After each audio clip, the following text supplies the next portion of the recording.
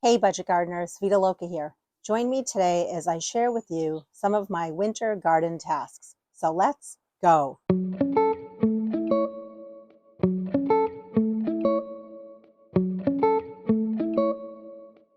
It is the middle of December. I live in New Hampshire and I garden in zone 5B. Our winters can dip down as low as negative 15 degrees Fahrenheit. Typically, our ground is covered with snow and there isn't much to do out in the yard. However, it is a beautiful day. There isn't hardly any snow on the ground. I want to get out there, I want to take advantage of that, and I want to do some gardening. And while I'm cleaning up some of my flower beds, I figured I would talk with you a little bit about some of the chores that I do during the winter months that are garden related. I've been composting for a number of years. I really enjoy the process and I think my plants enjoy the compost as well. I have a DIY compost bin here and I just use some free wood pallets to put it together. And during the fall, I end up with a ton of leaves. They're in here. I have grass clippings. I have yard waste or yard debris from all the plants that I've cut back. But right now, this time of year, the main thing I'm adding to this bin is shredded paper that I get from grocery bags, or when I do takeout, I sometimes get paper bags that way. Or if we have online orders and you have a cardboard box inside of it, a lot of times is paper. As long as the paper is not coated with anything that's like of a waxy material, it's totally fine to shred it up. And I use a paper shredder so that the paper is shredded into small pieces. And I just toss that into this bin here. And this is just 3 paper bags that I had collected. So I shredded them this morning and these are going to get added to my bin. Next to my kitchen, I have an attached garage and I just collect fruit and vegetable scraps and I just cut them up in small pieces and I put them in this little container here. I'll put a link to this container down in the description below. You can really use whatever you want in terms of collecting your food scraps. Some people use 5-gallon buckets and they just put a cover on it. Whatever is handy for you. This works for me, and as soon as it gets pretty full, I come out here and I add it to my bin. Now, during the coldest parts of our winter, my bin does freeze. So in that case, I just add it to the top here. But right now, because we are experiencing some warm weather, I can go ahead and I can open up an area in the center of my compost bin. I can dump in these scraps and then I can just cover them so that wildlife doesn't get into the bin. I forgot to mention, I also drink coffee every day, so I have coffee grounds here as well. If you don't drink coffee, you can go to a coffee shop. A lot of times Starbucks or other places like that will give away their used coffee grounds for free. A lot of times I just use a pitchfork or a shovel to make an area in the center where I can put all my kitchen scraps.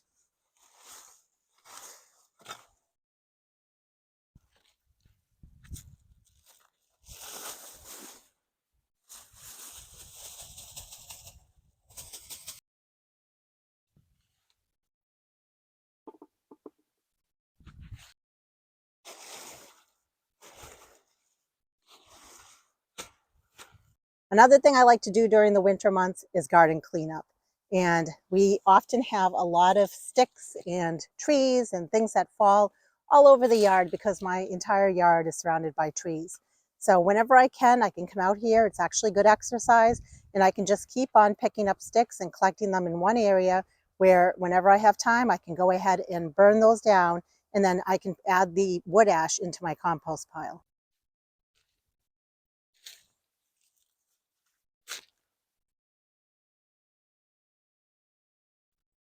Something that's also very important to do at some point during the year, and I choose to do it during the winter, is go through all my tools and if something's broken, see if I can fix it.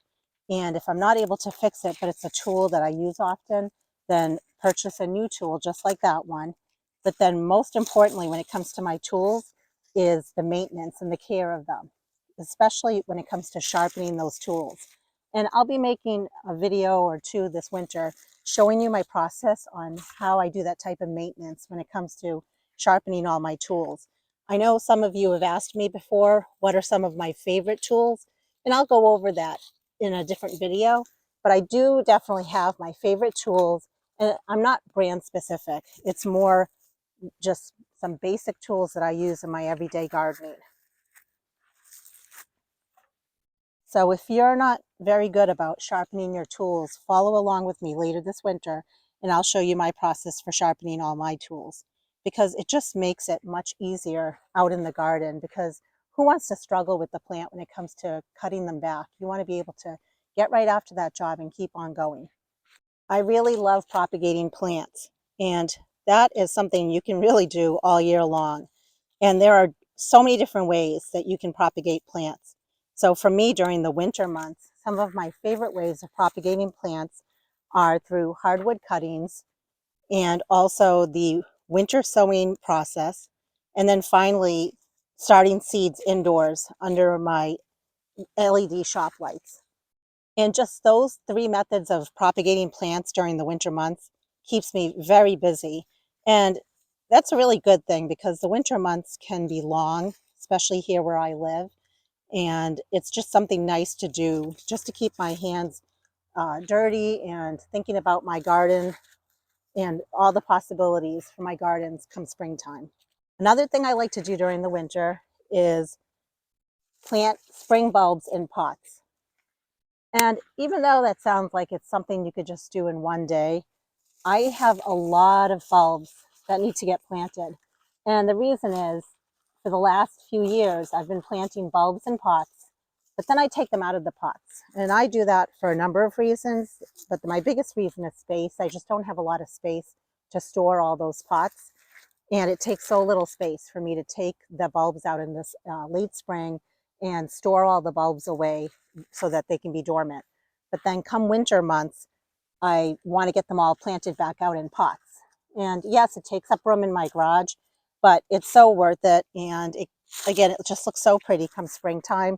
Plus, every year I want to change it up. Last year, I just, for the most part, did single type plants in pots. And this year, I'm trying to change it up and have multiple types of spring bulbs growing in a pot, kind of like lasagna, layering the pots. So that's something that's a lot of fun, and it takes me quite a while to get through potting up all those spring bulbs. So I'll be doing that for at least the whole next month or so, if not longer. And it won't be every day. It'll be whenever I have time. I'll do 2 or 3 pots at a time. As organized as I try to be, my seeds are never fully organized. My grow room is never fully organized. The area where I store all my pots and my containers, and which is out in my barn, that's never fully organized. So it's actually a great time of year to go back and start organizing those spaces. Because let's face it, a lot of us are busy spring, summer, and fall with so many different things that are going on. So during this off season, it's a great time to be cleaning up, organizing, purging, not only everything in our house, but especially our areas that are garden related. And part of that organizing has to also do with a spreadsheet that I have, where I like to keep all my inventory of all my seeds.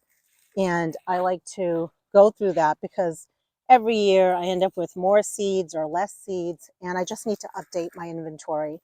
So I will be doing that pretty soon, because I want to have a jump start on that before I get very busy with my seed starting time.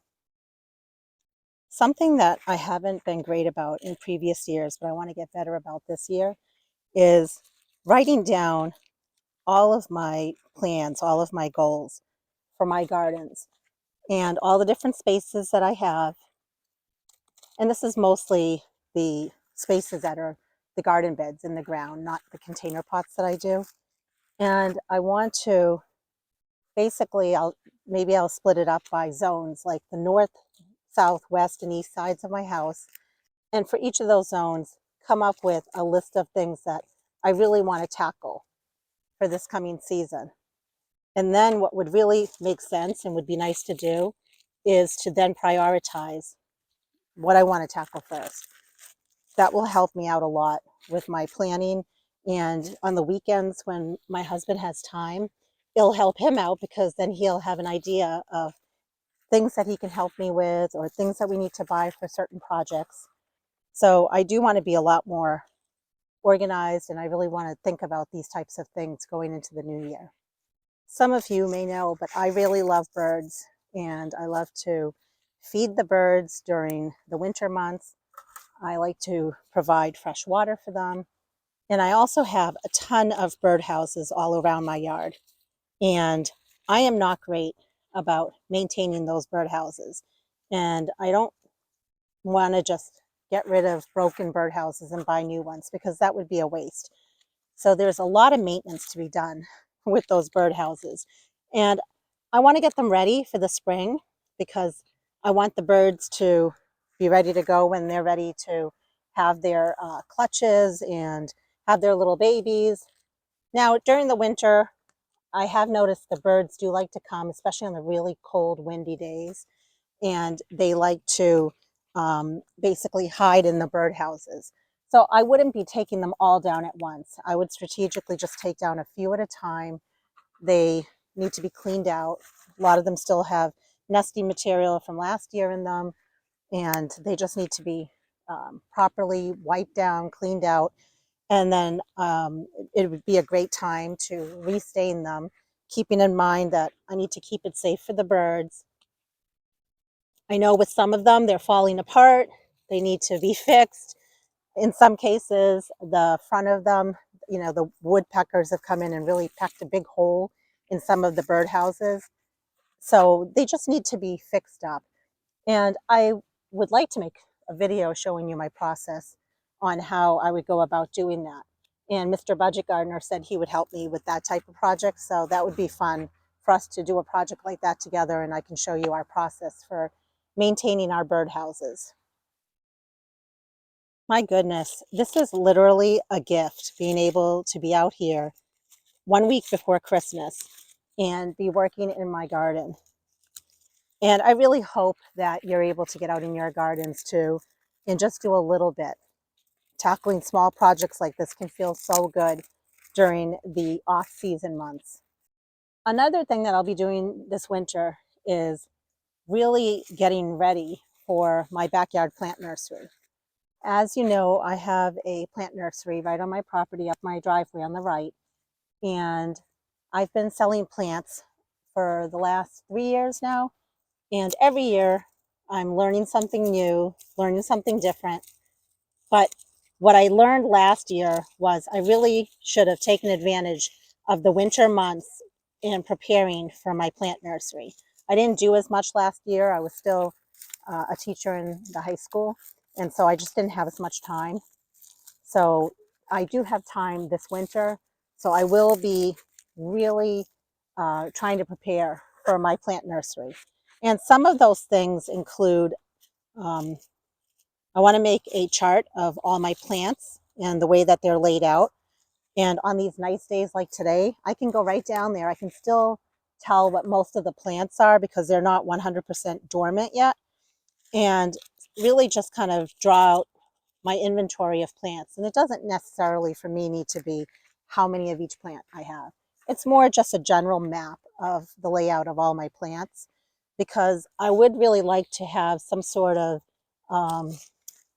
tags that are out there that show what are all the different plants that are in my plant nursery. And I'll bring you along as I start up with that, because I know some of you have a plant nursery and maybe this will help you if I share what I'm doing. And I think some of you have mentioned you're just interested in what I'm doing in terms of my garden, even if you don't have a plant nursery. So there's quite a few things that I need to do to prepare for my plant nursery. And I'll definitely make a video showing you some of the things that I'll be doing this winter to get ready for the selling season for next year. When it comes to fertilizers, the biggest time that I fertilize my perennials is in the springtime. So I will be going through all the fertilizers that I have and ordering or buying any fertilizers that I am missing, because I want to be ready to go as soon as I'm able to get out and start fertilizing my perennials in the springtime. So it's definitely a good time to inventory and see what I have and what I need in terms of fertilizers. What's nice about this time of year is I can just really just pull at a lot of these plants. Like these are iris, and everything's just coming out really nice and easy. I mentioned earlier about my grow room and starting seeds indoors. There's also a lot more than just starting the seeds indoors. And for me, that's going to include starting to make my own seed starting mix, starting to make my own potting mix, which the ingredients are very similar. They're not the same, but they're very similar. So I'll be doing that pretty soon because I want those to be ready to go. So as soon as I start my seeds, I have everything made up. And also along the same lines, I have just some maintenance to do with my seed starting cells, my pots, my containers. I like to sterilize them. I typically don't have any issues with any sort of disease or anything like that, but I do like to keep everything kind of clean. It's all, my seed starting room is in my house. It's in my kitchen area. So I just don't want to be bringing in a whole bunch of dirt and making a mess in my house from that standpoint. Plus, in case there was any sort of disease that was inside my pots, I do like to clean them. So I'll be doing that as well. Another thing that I like to organize during the off season is my plant tags. And I have so many plant tags. I have the tags from plants that I bought, maybe. I bought them on clearance, and they're perennials, and they're just in a pile. So I like to keep all those tags, and I just like to organize them. It's nothing fancy, but I do have a little system. So I do like to organize all my plant tags. And then I also have a lot of plant tags that are in my, when I start plants from seed, I label them. So I have all those plant tags. And what happens is during the growing season, when it's chaotic and crazy, the little labels just get thrown here and there and everywhere. So I like to go through those and I like to reuse them. So I will go through all of those and organize them.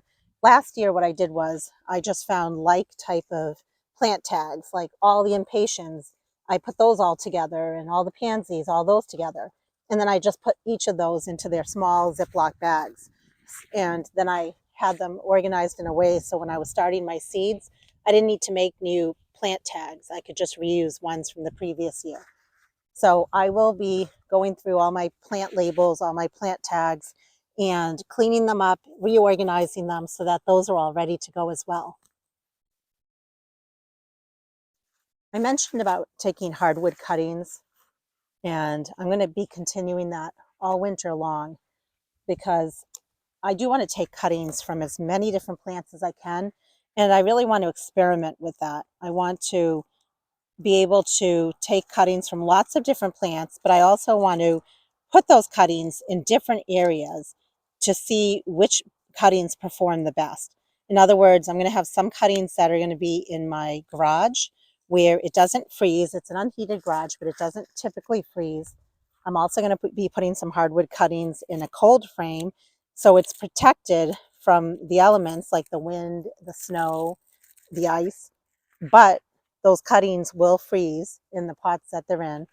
And then I'm going to be taking some hardwood cuttings and I'm just going to be putting them out in the elements. So they will get some snow, wind, and ice exposure.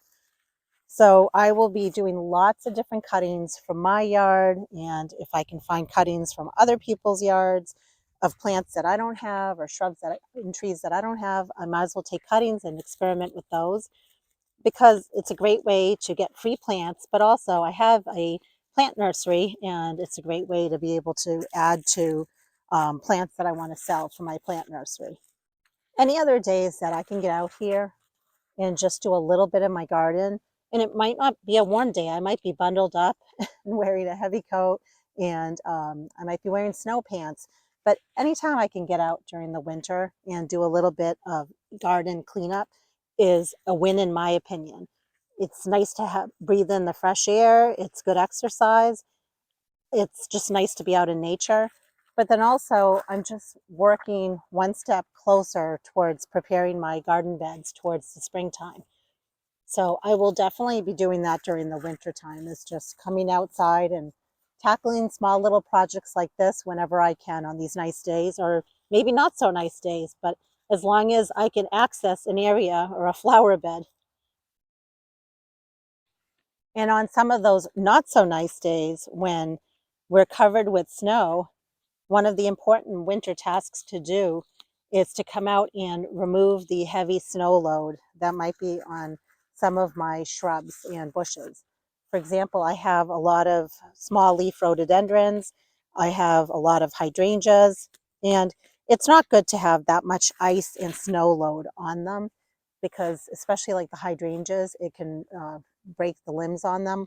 So it's important to come out and just remove some of the snow load during those really snowy days. So that's an important winter task to keep in mind if you experience similar weather conditions like I do.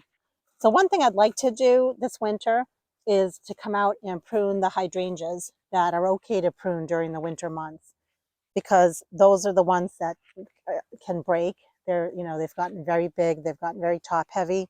So I definitely have hydrangeas that are okay to prune this time of year, and I might as well prune them back so that I don't um, have any breakage that happens during the harsh winter months. And then I can take some of those cuttings and those prunings and I can stick them for hardwood cuttings. So it's kind of like a dual purpose thing that I would be doing. And of course, there's only certain types of hydrangeas that you can do that to in terms of pruning them during the winter or spring months. Something else that I know has to be done, and I just need to do it this winter, is I need to go through my inventory of gardening gloves. And I know I have like gardening gloves that have holes at the fingertips. I mean, it's ridiculous. I'm literally in my garden almost every single day in the spring, summer, and fall months. So there is no reason why I should be wearing gloves that have holes in them. So I just need to go through all my gloves and throw out. I mean, I'm not going to fix them or mend them because let's face it, they're very easy to replace. They're pretty cheap. They're not the gloves I have are not anything expensive. So I do need to do that. And if I find that I need to order any new types of gloves, then I can do that as well. Well, those are the main garden related tasks that I can think of off the top of my head that I'm planning to do during the winter. What about you? Other than everything that I've just listed, is there anything else that you're planning to do in your garden this winter? Let me know. I'd love to know because maybe I'm forgetting something that's very important that I should be tackling during this off season. And maybe some of the things that I'm doing, you're planning to do too. And hopefully some of the things that I've shared with you are things that you also can be doing during the winter months. So drop a comment down below and let me know what you're thinking of doing during the winter to keep busy and to be gardening as well, or to be getting caught up with things that you couldn't do during the growing season. I hope you're able to get out in your gardens, and if not, I hope you're able to do some garden related tasks indoors. And until the next video, make it a great day with gardening.